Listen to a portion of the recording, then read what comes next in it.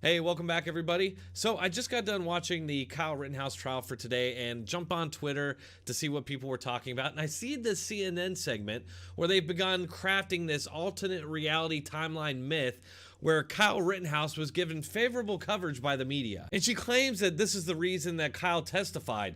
Of course, not because he's confident in the fact that he did nothing wrong. My brain can almost not fathom the depths to which this propaganda network will go. Laura, do you agree? Would you have put him on the stand? If I was defense, I would have put him on the stand because, of course, remember the publicity surrounding this trial, there was a lot of a sympathetic media towards him. People who thought about him as essentially a bit of a martyr from this inflection point on racial tension in America. The idea of the amount of sort of GoFundMe-esque aids that came to his assistance.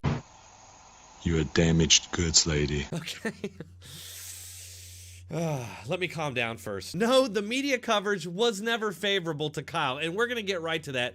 But first, let's address her claim that the reason he got this alleged favorable coverage had something to do with race. The only way that race was used here was by the media, who purposely withheld inconvenient details about the Jacob Blake shooting. Specifically, that he sexually assaulted a woman, was armed with a knife, and was fighting with police as he tried to kidnap 2 kids before he was shot. The riot that resulted was a direct result of these lies of omission by the media. The very idea that that shooting had anything to do with race has zero evidence. Yet, to this day, the media claims that it was a racial justice protest. Second, all the support for Kyle on Facebook and GoFundMe was banned. Lastly, let's just take a big old giant whiff of this alleged support that was given by the media. Brought to us by Grabian News with a few touches of my own, which you can find the link for in the description and pinned comment. Kenosha shooter, Kyle Rittenhouse, he murdered 2 people, by the way. Rittenhouse is basically what you would have had in a school shooter.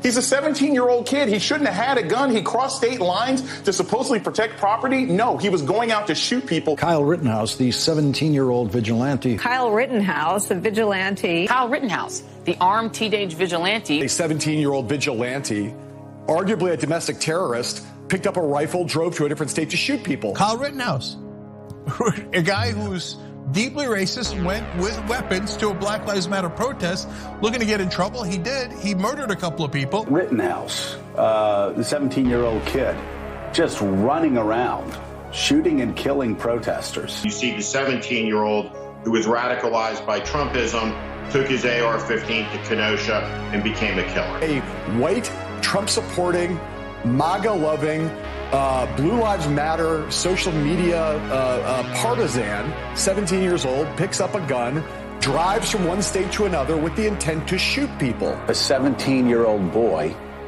who drove across state lines with an AR-15 and started shooting people up, including a guy with a skateboard. Kyle Rittenhouse, who has killed protesters, unarmed protesters. Rittenhouse is a 17-year-old that went with a weapon into the middle of protests and then provoked people and then shot and killed them. Kyle Rittenhouse is the enemy. A boy from out of state drives up to the state with an AR-15 around his neck, shoots and kills a couple of people, shooting wildly, running around, acting like Rittenhouse. Drove across state lines armed with a rifle to go and shoot people.